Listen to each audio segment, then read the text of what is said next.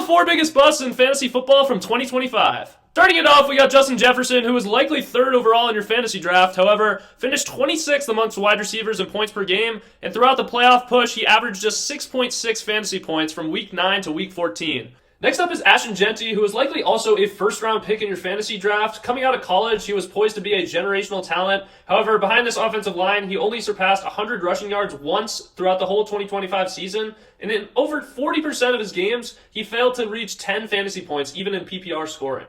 And then we got BTJ, who is likely taken at the 1-2 turn of your fantasy draft. We had question marks coming in how he would play with Trevor Lawrence. In 2024 with Mac Jones, he scored 10 touchdowns. However, with Trevor Lawrence, only 2 this year in 2025, which forced the Jaguars to acquire Jacoby Myers. There was way too many variables. He was dealing with injuries all season long, and you could never feel comfortable starting your first-round pick.